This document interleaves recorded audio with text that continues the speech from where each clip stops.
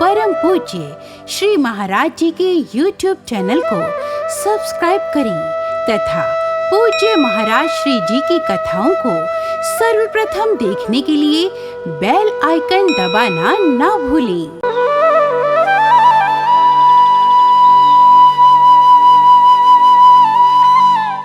मधु और कैटभ नाम के ये दोनों राक्षस खड़े हैं। ब्रह्मा जी ने बड़े नम्रता से बड़े प्रेम से हाथ जोड़कर कहा, महानुभावों, आपका परिचय, आप कौन हो? हे ब्रह्मा, हम मधु और ये मेरा भाई एक कैटभ, हम दोनों मधु कैटभ है। हम आपसे युद्ध करना चाहते हैं। ब्रह्मा जी ने कहा, आप हमसे युद्ध करना चाहते हो, लेकिन मैं तो आपसे नहीं करना चाहता। बोले, तुम नहीं भी करना चाहोगे तब भी हम तुमसे युद्ध करेंगे।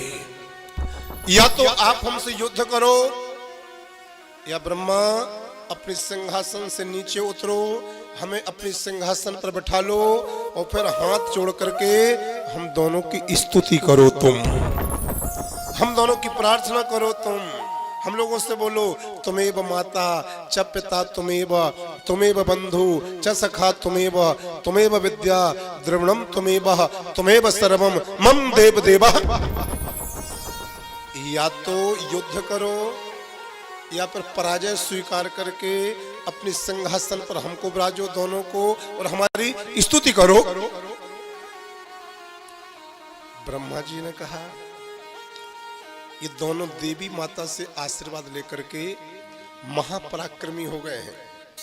इनको मार तो मैं पाऊंगा नहीं, युद्ध करूंगा तो परास्त हो जाऊंगा, क्योंकि इनको जगत माता ने वरदान दिया हुआ है। और यदि इनसे हार मान करके इनको ब्रह्मा की गद्दी पर विराजमान कर दूंगा और हाथ जोड़ करके प्राण बचाने के लिए मैं स्तुति करूंगा इनकी, तो आज धर्म हार जाएगा, अधर्म जीत जाएगा, धर्म की पूजा बंद हो जाएगी, अधर्म का पूजन प्रारंभ हो जाएगा, सत्य हार जाएगा, असत्य का गुणगान होना प्रारंभ हो जाएगा। मैं क्या करूंगा? मुझे क्या करना चाहिए? मुझे इस अवस्था में क्या करना चाहिए? तो ब्रह्मा जी ने मंत्र शक्ति के द्वारा उन राक्षसों से एक भी बात नहीं कही और अपने मंत्र के प्रभाव से ब्रह्मा जी देखते ही देखते अदृश्य हो गए। अदृश्य हो गए और अदृश्य होकर के ब्रह्मा जी सीधे पहुंचे भगवान श्री विष्णु जी के पास में। कहां पर? जहां पर विष्णु जी योग निद्रा में अभी भी सो रहे हैं। योग निद्रा के में जहां भगवान विष्णु जी सो रहे, ब्रह्मा जी कानों में जाकर के जोर जोर से उद्घोष किया है, भगवान विष्णु जागृत होइए, भगवान विष्णु जागृत होइए, भगवान विष्णु जागृत होइए। 3 बार कहा, उत्तिष्ठो उत्तिष्ठो गोविंद उत्तिष्ठ गरुड़ध्वज उत्तिष्ठ कमलाकांत त्रैलोक्यम माम कामसुची। हे नारायण, हे विष्णु, हे परब्रह्म, जागृत होइए, उत्तिष्ठ, जागृत होइए, उत्तिष्ठ, उठो। महाविष्णु आपकी बारंबार जय जयकार हो, आप जागृत होइए। जब ब्रह्मा जी ने 108 बार महाविष्णु जागृत होइए, महाविष्णु जागृत होइए भगवान के कानों में जाकर कहा, तब भगवान विष्णु जी योग निद्रा को त्याग करके नेत्र खोले हैं और खड़े हुए। जगत पिता ब्रह्मा जी ने भगवान विष्णु जी के चरणों में प्रणाम किया। भगवान, आप योग निद्रा में सो रहे हो, आप योग निद्रा में लीन हो। तब तक इस जल के ऊपर 2 बड़े बड़े महाबलशाली आपके कानों के मेल से राक्षस उत्पन्न हो गए हैं। एक का नाम है मधु, दूसरे का नाम है कैटभ है। ये दोनों का पाप अत्याचार चरम सीमा पर बढ़ गया है। भगवती पराम्बा जगदम्बा से इनने आशीर्वाद लिया है कि ये अपनी इच्छा से मरेंगे। इनका पाप, इनका अत्याचार, इनका दुराचार चरम सीमा पर है। और आज तो हद हो गई भगवान, पाप करते करते, अत्याचार करते करते, दुराचार करते करते आज वो दोनों मेरे पास आए और मेरे पास आकर के बोले, या तो हमसे युद्ध करो ब्रह्मा, और यदि युद्ध नहीं कर सकते हो, यदि युद्ध नहीं कर सकते हो तो फिर एक काम करो, हमें अपनी गद्दी पर विराजमान करो और हमसे माफी मांगो, हमारी स्तुति करो, हमारी प्रार्थना करो। भगवान जी, मैं अपने प्राण बचाते हुए मैं अदृश्य होकर के आपकी शरण में आया हूं। प्रभु प्रभु आप मेरे प्राणों की रक्षा करो, प्रभु आप धर्म की रक्षा करो, प्रभु आप सत्य की रक्षा करो, प्रभु आप उन मधु कैटभ जैसे महाबलशाली राक्षसों को समाप्त करने के लिए कुछ लीला करो, नहीं तो अनर्थ हो जाएगा, नहीं तो पाप हो जाएगा, नहीं तो अत्याचार हो जाएगा। भगवान विष्णु जी ने कहा, ब्रह्मा, जिसको देवी ने आशीर्वाद दिया हो, जिसको जगदम्बा ने आशीर्वाद दिया हो, जिसके लिए पराम्बा भगवती ने आशीर्वाद दिया हो, वो भगवती पराम्बा की लीला के अलावा, भगवती पराम्बा की कृपा के अलावा कोई नहीं उनको मार सकता है। मैं भी नहीं मार पाऊंगा, लेकिन मैं युद्ध करने जरूर चलूंगा। जब तक मेरे अंदर शक्ति रहेगी, जब तक मेरे अंदर ताकत रहेगी, तब तक मैं उन मधु और कैटभ के साथ में युद्ध करूंगा। लेकिन उनको समाप्त करने का उपाय तो जिस भगवती पराम्बा जगदम्बा ने उन दोनों को वरदान दिया है, उनके मरने का उपाय भी उसी जगदम्बा दुर्गा के पास में है और कहीं नहीं है।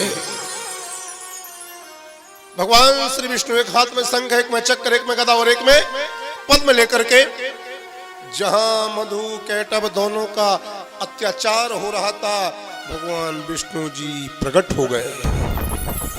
मधु कैटभ, तुम्हारे अत्याचार से ये संसार व्यथित, दुखी, व्याकुल, परेशान हो चुका है। तुम लोग ये अत्याचार करना बंद कर दो, तुम लोग ये पाप फैलाना बंद कर दो, तुम लोग अधर्म करना बंद कर दो। और मैं विष्णु होने के नाते तुम लोगों से कहना चाहता हूं कि अधर्म का रास्ता बंद करके तुम लोग धर्म का रास्ता स्वीकार करो। अधर्म का रास्ता अपवित्र होता है, धर्म का रास्ता पावन होता है, पवित्र होता है। यदि अधर्म के द्वारा तुम जिंदगी जी रहे हो, तुम यही कहना चाहता हूं कि तुम पाप की जिंदगी जी रहे हो। और धर्म के द्वारा तुम जिंदगी जी रहे हो, भले एक समय भूखे रह करके सोना पड़ रहा है, तब भी मैं ये कहूंगा तुम ईमानदारी की जिंदगी जी रहे हो। और तुमसे बड़ा भाग्यशाली कोई नहीं है, तुमसे बड़ा पुण्यात्मा कोई नहीं है। मधु कैटभ जब भगवान विष्णु जी ने ललकारा तो दोनों बोले, विष्णु, हम लोग जो रास्ता अपनाए हैं वही रास्ता सही है, तुम अपना रास्ता त्याग दो और तुम भी हमारी शरणागति स्वीकार कर लो। भगवान से ऐसा बोल पड़े, मेरी शरणागति स्वीकार करो। भगवान ने कहा, एक काम करो, युद्ध करते हैं, जो जीतेगा उसकी शरणागति स्वीकार होगी। तो मधु कैटभ बोले, ये बताओ विष्णु, हम दोनों में से किससे युद्ध करना चाहोगे? भगवान ने कहा, यदि दोनों एक साथ युद्ध करना चाहते हो तब भी हम तैयार हैं, और यदि एक एक करके हमसे आप लोग युद्ध करना चाहते हो तब भी हम तैयार हैं। मधु और कैटभ बोले, विष्णु, इतनी ताकत तुम में कहाँ है? इतनी ताकत कहाँ है कि तुम हम दोनों से एक साथ युद्ध कर पाओगे? हम लोग भगवती पराम्बा से आशीर्वाद लेकर के बैठे हैं, शक्ति पुंज है, शक्ति पुत्र है, हम एक एक से युद्ध करो। तो मधु नाम का राक्षस भगवान विष्णु जी से जल के ऊपर मल्ल युद्ध करने को तैयार हो गया। कैटभ नाम का दैत्य खड़ा हुआ है और मधु नाम का दैत्य भगवान विष्णु के पास में आया। कृष्ण भगवान विष्णु के दोनों हाथों में अपने दोनों हाथों को लिया और श्रीमद् देवी भागवत में लिखा है, इस मधु नाम के राक्षस ने 100 वर्षों तक भगवान विष्णु जी के साथ में युद्ध किया और 100 वर्ष तक ये युद्ध चलता रहा मधु का और भगवान विष्णु जी का। 100 वर्ष के बाद में जब मधु नाम का दैत्य भगवान विष्णु से युद्ध हार गया तो कैटभ नाम का दैत्य आ गया। 150 वर्षों तक इसने भी भगवान से युद्ध किया। जब ये भी हार गया तो ये राक्षस कभी वचन के पक्के नहीं होते हैं। ये दोनों एक साथ मिलकर के भगवान विष्णु जी से युद्ध करना प्रारंभ कर गए। दोनों एक साथ लड़ने लगे। 1000 वर्षों तक भगवान विष्णु जी अकेले मधु और कैटभ से लड़ते रहे। भगवान के चेहरे पर पसीना आ गया। देवी भागवत की कथा है, ये जो मैं सुना रहा हूं इस संसार में सब कुछ हुआ है। भगवान के चेहरे पर पसीना आ गया। भगवान बोले भैया थोड़ी देर के लिए युद्ध है, विश्राम करते हैं। मैं थक गया हूं, मैं हारा नहीं हूं, मैं थक गया हूं, मैं आराम करना चाहता हूं। और जैसे मैं आराम करके उठूंगा मैं तुम लोगों से पुनः युद्ध जरूर करूंगा, क्योंकि तुम दोनों से युद्ध करते करते कम से कम 1500 वर्ष हो गया है, मैं थक गया हूं। मधु कैटभ बोले ठीक है, मुझे मंजूर है। भगवान श्री विष्णु जी ने आराम करने के बहाने नेत्र बंद किए और नेत्र बंद करके जगत माता पराम्बा जगदम्बा का ध्यान किया। हे भगवती, हे पराम्बा, हे जगदम्बा, मुझे उपाय बतलाइए। ये मधु और कैटभ जैसे दुष्ट दुरात्मा राक्षसों को समाप्त कैसे किया जाए। 1500 वर्ष हो गया इन दोनों से युद्ध करते करते, लेकिन दोनों का बाल बांका नहीं हुआ। समय खर्च हो रहा है, धर्म की हानि हो रही है। तो जगदम्बा ने, पराम्बा ने, भगवती ने आदेश दिया, विष्णु जी पापी व्यक्तियों के लिए, अपराधी व्यक्तियों के लिए, दुष्ट व्यक्तियों के लिए, दुरात्माओं के लिए यदि छल के द्वारा मार दिया जाता है तब भी कोई पाप नहीं लगता है। ये पापी है, ये अपराधी है, ये अत्याचारी है। इनके अंदर सद्गुण नहीं है, इनके अंदर सत्वगुण नहीं है, इनके अंदर धर्म नहीं है, इनके अंदर दया नहीं है, इनके अंदर मानवता नहीं है, ये पापी है। जब भगवती पराम्बा जगदम्बा ने भगवान विष्णु जी से इस प्रकार के वचन कहे, भगवान विष्णु जी अब निश्चिंत हो गए कि भगवती की आज्ञा मिल चुकी है, इनको छल के द्वारा मारना पड़ेगा। यहाँ से युद्ध करते करते तो मरेंगे नहीं। भगवान विष्णु जी ने नेत्र खोले, खड़े हुए और दोनों दैत्यों के पास पहुंचे। आओ पुनः युद्ध के लिए हम तैयार हो चुके हैं, मैं युद्ध के लिए तैयार हो चुका हूं, आओ दोनों। तो जैसे ही भगवान विष्णु जी ने दोनों को युद्ध के लिए ललकारा है, पुनः भगवान विष्णु के समक्ष ये मधु और कैटभ दोनों राक्षस युद्ध करने के लिए आ गए। जैसे ही दोनों आए, भगवान से भीषण युद्ध करना प्रारंभ किए और उसी वक्त आकाश की ओर भगवती पराम्बा माता जगदम्बा सिंह के ऊपर सवार होकर के प्रकट हो गईं। जैसे सिंह के ऊपर सवार होकर के जगदम्बा प्रकट हुई, मधु और कैटभ से युद्ध करते करते भगवान ने देखा मैया आ गई, जगदम्बा आ गई, सिरा वाली आ गई। अब हमारी विजय निश्चित है। तो युद्ध करते करते भगवान ने तो भगवती को प्रणाम किया, माँ अब आप आ चुकी हो, अर्थात अब इन राक्षसों का सर्वनाश होना बिल्कुल बिल्कुल सन्निकट है। तो भगवान विष्णु जी ने भगवती पराम्बा को देखा तो भगवान ने तो श्रद्धा पूर्वक प्रणाम किया, नतमस्तक हुए।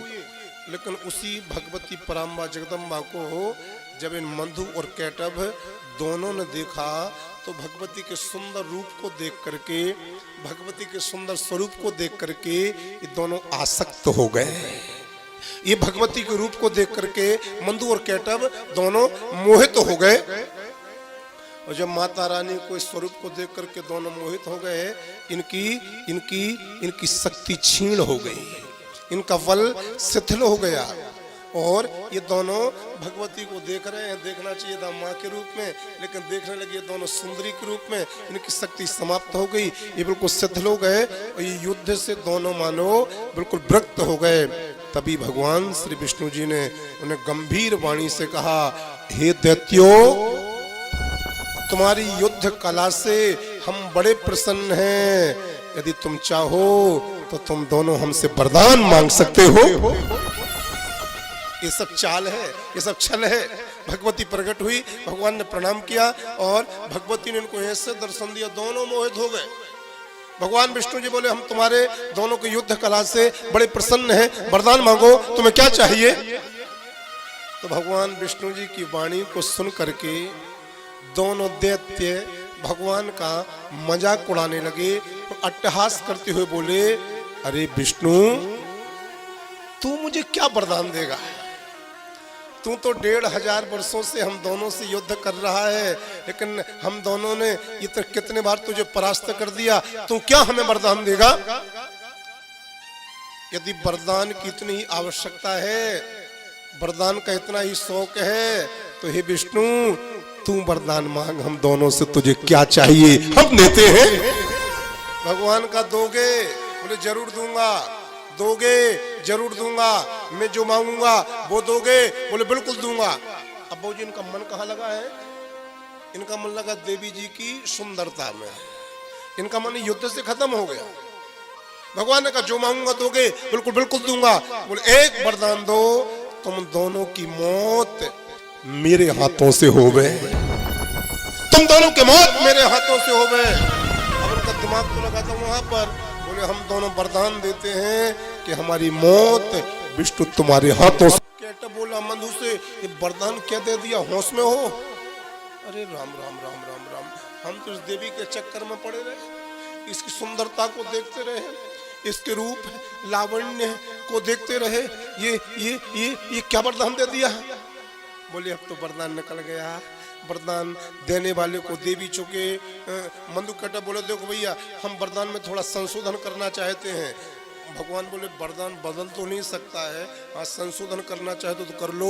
बोले देखो, इस जल के ऊपर हमें कोई नहीं मार पाएगा, जहां पर जल ना हो हम उस जगह पर मरेंगे। अब इनने बड़ी चतुराई चली, क्योंकि जल के अलावा कुछ था ही नहीं, जल ही जलता। जल के बिना इतनी सी जगह भी नहीं थी, जल के बिना। बोले हम जल के ऊपर नहीं मरेंगे, वहां पर मरेंगे तुम्हारे हाथों से जहां पर जल ना हो। भगवान ने भगवती की ओर देखा, भगवती ने आदेश कर दिया, हाँ बोल दो। भगवान विष्णु जी बोले हाँ, जहाँ पर जल नहीं होगा हम तुम्हारे लिए वहां पर मारेंगे। दोनों दौड़े हैं भगवान विष्णु को झपटने के लिए। भगवान विष्णु जी ने दाएं हाथ से मधु को पकड़ा, बाएं हाथ से कैटअप को पकड़ा, दोनों को पकड़ करके अपनी जंघा पर रखा। भगवान की जंघाएं जल से इतनी भी लिप्त नहीं थी, ये जंघाएं जल के बहुत दूर थी। दोनों को जंघाओं पर रखा। भगवती पराम्बा ने भगवान विष्णु को अपना त्रिशूल फेंका, इस त्रिशूल के द्वारा इन दोनों को तुम समाप्त करो। भगवती पराम्बा जगदम्बा का त्रिशूल लेकर के भगवान विष्णु जी ने मंधु और कैटअप दोनों को अपनी जंघाओं पर विराजमान करके इनका धड़ सिर से अलग कर दिया। मेरे प्यारे